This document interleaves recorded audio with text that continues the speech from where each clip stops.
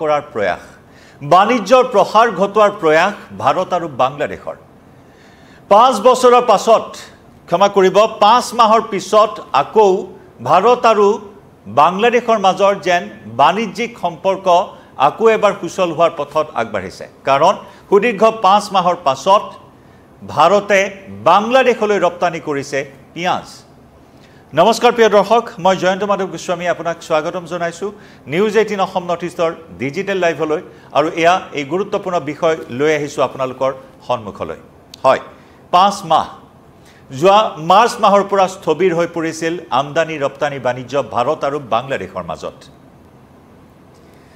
ভাৰতে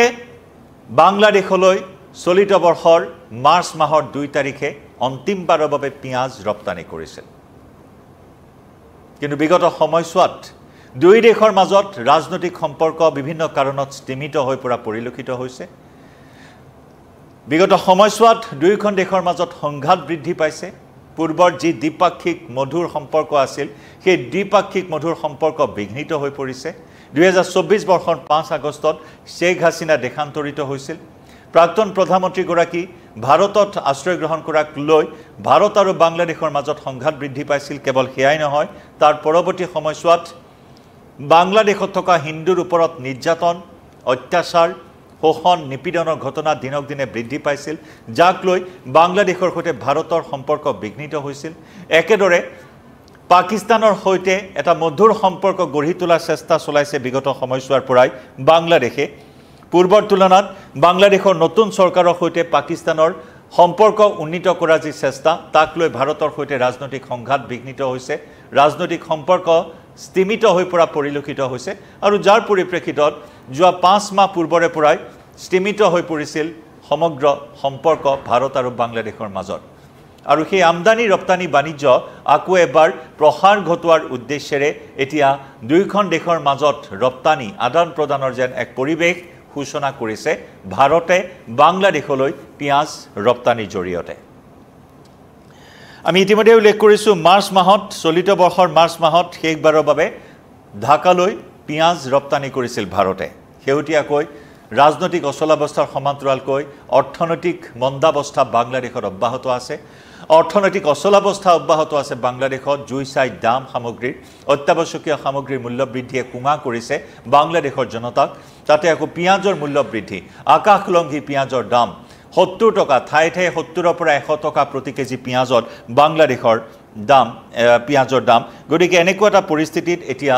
বাংলাদেশে ভাৰতৰ পৰা পিয়াজ আমদানি কৰিবলৈ অৱশেষত বাধ্য হৈ পৰিছে আৰু এই ক্ষেত্ৰত ভাৰতৰ পৰা সঁহাৰি লাভ কৰিছে বাংলাদেশে অৰ্থাৎ দীৰ্ঘদিনীয়া এই ৰাজনৈতিক দ্বন্দ্বৰ মাজতো বাণিজ্যৰ প্ৰসাৰ ঘটোৱাৰ চেষ্টা চলোৱা হৈছে বাণিজ্যিক সম্পৰ্কত এক নতুন গতি প্ৰদানৰ এই মুহূৰ্তত প্ৰক্ৰিয়া আৰম্ভ কৰা হৈছে আৰু এই বাণিজ্যিক সম্পৰ্কৰ এই পৰিক্ৰমাত সুদীৰ্ঘ 5 মাহৰ অন্তত ভাৰতৰ পৰা পিয়াজ ৰপ্তানি প্ৰক্ৰিয়া আৰম্ভ কৰিছে বাংলাদেশে বা ভাৰতে পিয়াজ ৰপ্তানি প্ৰক্ৰিয়া আৰম্ভ কৰিছে বাংলাদেশলৈ গতিকে সুবুৰীয়া যি ৰাষ্ট্ৰখন সুবুৰীয়া তথা প্ৰতিবেশী ৰাষ্ট্ৰখনলৈ শেহতীয়াকৈ দিনাজপুৰ হিলি স্থলবন্দৰৰ জৰিয়তে ভাৰতে পিয়াজ ৰপ্তানি কৰিছে মুঠ 7টাকৈ আমদানি প্ৰতিষ্ঠানক 230 মেট্ৰিক টন পিয়াজ ভাৰতৰ পৰা আমদানিত অনুমোদন জনাইছে বাংলাদেশে আৰু সেই মৰ্মে এই প্ৰতিষ্ঠান কেইটা হৈছে মেসাৰ্স সততা বাণিজ্যালয় messrs Nasa traders MS Al Makka impress messrs Jagadish Chandra Roy crown trading international honours group private limited আৰু ৰাধেশ্যাম এণ্ড সন্স নামৰ এই 7টাকৈ প্ৰতিষ্ঠানক অনুমোদন জনাইছে বাংলাদেশে ভাৰতৰ পৰা পিয়াজ আমদানি কৰিবলৈ গতিকে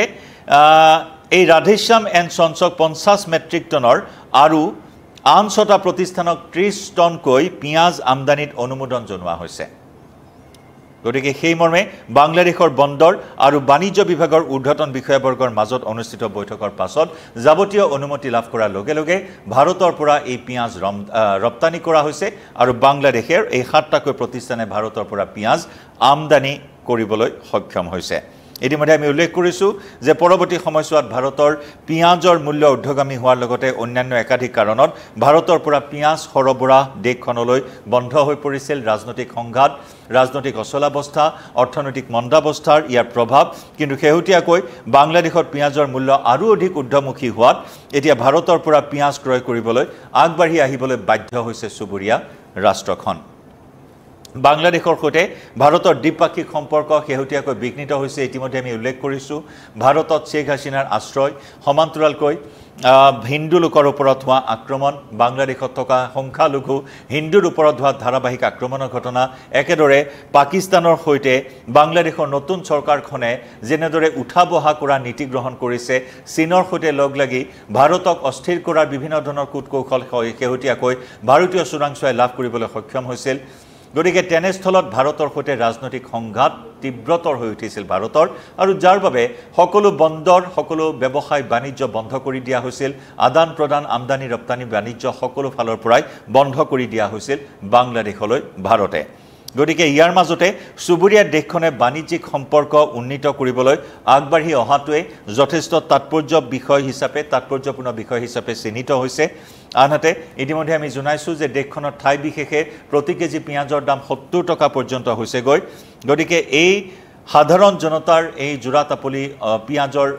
যি চাহিদা সেই চাহিদা পূৰণ কৰিবলৈ এতিয়া ভাৰতৰ ওচৰত যেন এক প্ৰকাৰ সেৱা মানিবলৈ বাধ্য হ'ল বাংলাদেশ আৰু ভাৰতৰ পৰা আমি উল্লেখ কৰিছোঁ ৭টাকৈ প্ৰতিষ্ঠান ইয়াৰে এটা প্ৰতিষ্ঠানক 50 মেট্ৰিক টন আৰু বাকি 6টা প্ৰতিষ্ঠানক 30 মেট্ৰিক টনকৈ পিঁয়াজ আমদানিত অনুমোদন জনাইছে বাংলাদেশে সেই মৰ্মে এতিয়া ভাৰতৰ পৰা এই পিঁয়াজ এতিয়া আমদানি কৰিছে আমি উল্লেখ কৰিছোঁ যে দিনাজপুৰ হিলি স্থলবন্দৰৰ জৰিয়তে ভাৰতৰ পৰা এই পিঁয়াজ ইতিমধ্যেই বাংলাদেশে আমদানি কৰিছে একে সময়তে পিঁয়াজৰ আকাশলংঘী মূল্য বৃদ্ধিক লৈ ৰাজ্যৰ মাজতো তীব্ৰ প্ৰতিক্ৰিয়া সৃষ্টি হৈছিল বাংলাদেশৰ সাধাৰণ জনতাৰ মাজত মূল্য বৃদ্ধিক লৈ যি প্ৰতিবাদৰ জোৱাৰ উঠিছিল প্ৰতিক্ৰিয়াৰ জোৱাৰ উঠিছিল আৰু তাৰ পিছতে ভাৰতৰ পৰা পিঁয়াজ আমদানিৰে এতিয়া মূল্য সুস্থিৰ কৰাৰ চেষ্টা চলাবলৈ আগবাঢ়ি আহিছে বাংলাদেশৰ অন্তৱৰ্তীকালীন চৰকাৰখন গতিকে এই যি ৰাজনৈতিক দ্বন্দ্ব ৰাজনৈতিক সংঘাতৰ মাজতে এতিয়া ভাৰতৰ সৈতে বাণিজ্যিক এটা সুসম্পৰ্ক মধুৰ কৰি তুলিবলৈ এই স্থবিৰ হৈ পৰা বাণিজ্য পুনৰ সুচল কৰি তুলিবলৈ স্থবিৰ হৈ পৰা বাণিজ্যক পুনৰ এটা নতুন গতি প্ৰদান কৰিবলৈ এই ধৰণৰ এটা কুচকাৱাজ এই ধৰণৰ এটা প্ৰক্ৰিয়াই যথেষ্ট তাৎপৰ্য বহন কৰিছে গতিকে কেনেদৰে দুৱাৰ খোল খাই বাংলাদেশ আৰু ভাৰতৰ মাজৰ বাণিজ্যৰ এই দুৱাৰখন কেনেদৰে খোল খাই সম্পূৰ্ণকৈ সেয়া হ'ব অতি লক্ষণীয় হয়তো দুই এদিনতে বা অনাগত সময়ত সেই বিষয়েও স্পষ্ট হৈ পৰিব ভাৰতৰ বিৰুদ্ধে হঠাৎ এটা নেতিবাচক স্থিতি গ্ৰহণ কৰা বাংলাদেশে যে ভাৰতৰ লগত বাণিজ্যিক সম্পৰ্ক গঢ়ি নুতুলিলে যে তেওঁলোকে আৰ্থিকভাৱে দেউলীয়া হৈ পৰিব অৰ্থনৈতিক মন্দাৱস্থাই তছনছ কৰিব বাংলাদেশক সেই কথা হয়তো এতিয়া উপলব্ধি কৰিছে সেই কথা বুজি উঠিছে বাংলাদেশে যাৰ বাবে এতিয়া ভাৰতৰ পৰা আকৌ পিঁয়াজ আমদানি কৰিবলৈ বাধ্য হৈছে আমি জনাই যাম প্ৰতিটো আপডেট এই মুহূৰ্তত ডিজিটেল লাইভৰ পৰা বিদায় ল'ম নমস্কাৰ